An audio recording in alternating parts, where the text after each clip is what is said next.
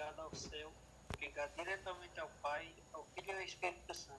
Amém. Para estarmos juntos, seus filhos e filhas, unidos na palavra de Deus. Sim, Deus. Abençoa cada um de nós que estamos ligados neste momento à videira verdadeira que é nosso Deus.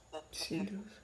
Abençoa, conduza todo esse rito do livro, tornando-nos cristãos e fiéis, para que possamos estar mais e mais dignos das promessas de Cristo. Abençoa, nos capacita em nome de Cristo Jesus. Amém. Amém. Amém. Obrigado, irmão Naís. Agora, esses poucos minutos que nós temos, vamos revisar aqui o conteúdo da lição da Escola Sabatina. Como vocês sabem, nesse trimestre estamos estudando o livro do Grande Conflito, né? Nessa semana nós estamos estudando o Grande Conflito dos capítulos 35 e 36. E o tema da semana é Conflito Iminente. A batalha final do Apocalipse, o Armagedon. Sempre que as pessoas ouvem a palavra Armagedon, as pessoas pensam numa batalha física, como se fosse as forças de Deus, as forças de Satanás num campo de batalha físico, uma coisa literal. Mas a palavra Armagedon, ela quer dizer o conflito que vai ter entre aqueles que servem a Deus, preferem ficar com o selo de Deus, e aqueles que preferem ficar com a tradição, com a marca da besta. É um conflito, uma perseguição. É os que querem ficar do lado da besta perseguindo os que querem ficar do lado de Deus. Isso se chama Armagedon. As forças da luz contra as forças das trevas. Então é basicamente isso que nós estamos estudando durante essa semana. Esse conflito entre o bem e o mal, entre a luz e as trevas, entre os servos de Deus e aqueles que querem ficar do lado de Satanás. Então hoje, na segunda-feira, o nome é A Crise Vindoura. E aqui na lição vai falar sobre a perseguição.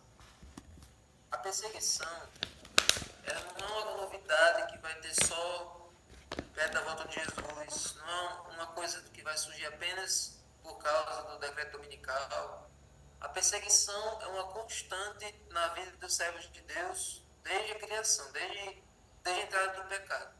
Desde o começo da história do mundo, quem é ruim sempre tem raiva de quem é bom.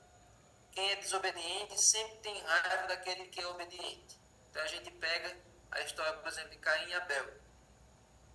Deus aceitou a oferta de Abel e se agradou de Abel, e Deus rejeitou Caim e a sua oferta. Então Caim, agora com inveja, com raiva, pegou e matou o seu irmão. Então ali foi a primeira perseguição. O mal perseguindo o que era bom. O desobediente perseguindo o obediente. Ali começou tudo. E aí ao longo da Bíblia você vê que a perseguição, a escravidão, tudo isso foi acontecendo ao longo das histórias da Bíblia. Os egípcios escravizando os hebreus, depois os assírios, depois os babilônios, depois a Pérsia. Enfim, a perseguição no Antigo Testamento acontece direto. E no Novo Testamento? Então aí na pergunta 3 da lição vai falar que no Novo Testamento também a igreja sofreu muita perseguição. Sofreu perseguição de Saulo, que depois tornou Paulo. Sofreu a perseguição dos romanos. O Império Romano perseguiu muito a igreja cristã, né, colocando no Coliseu para as feras lacerarem, cortarem os cristãos, queimavam eles na fogueira.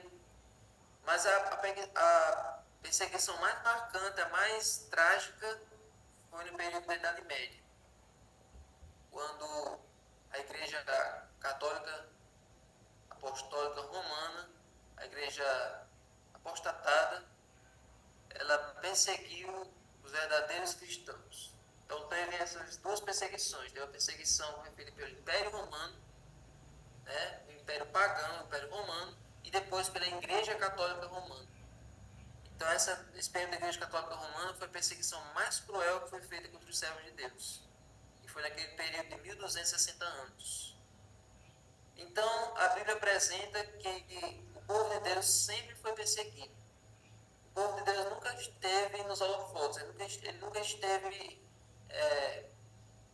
ele nunca foi um povo que foi adorado, que foi bem querido pelo resto do mundo. Ele sempre foi odiado, sempre foi perseguido. Jesus diz lá em João 16:2 que todos os odiarão por causa do meu nome. Por causa do seu nome de cristão, por causa do seu testemunho, todos o odiarão. Então, quem é cristão hoje sabe que assumir ficar do lado de Cristo, se decidir ficar do lado de Cristo, é sinal que você vai andar na contramão do mundo. O cristão, ele não é aceito pelo resto do mundo, ele não é bem visto. Então, todos aqueles que tentam ter fama, todos os cristãos tentam ter fama, tentam ser aceitos pelo resto do mundo, tem alguma coisa de errado aí. O cristão, ele sempre é perseguido, sempre ele anda na contramão do mundo. O mundo pensa de um jeito, nós pensamos de outro. Então, perto da volta de Jesus, a perseguição vai acontecer do mesmo jeito. Mas, o que é que acontece? O que é que acontece como resultado dessa perseguição? Lá em Apocalipse tem um texto que diz assim: pelejarão contra o Cordeiro, mas o Cordeiro os vencerá. E vencerão todos que estiverem do lado do Cordeiro. Amém. Então, embora haja perseguição, embora haja o ódio generalizado, mas nós temos a certeza que se estamos do lado do Cordeiro e ele é vencedor, nós também somos vencedores. Amém. Amém? Então, você pode conferir a sua lição com mais calma, quando terminar aqui, analisar todos os detalhes. E agora, nós vamos para a segunda parte, muito importante, que é o estudo do livro, o estudo do capítulo do livro de hoje, Modum Eficaris. Vamos orar? Senhor Deus, agora, Senhor, que já revisamos a lição, agora pedimos a Tua bênção, a Tua unção sobre o orador de hoje. Fica com ele, Senhor, abençoa o resumo do capítulo de hoje, do Modum Eficaris.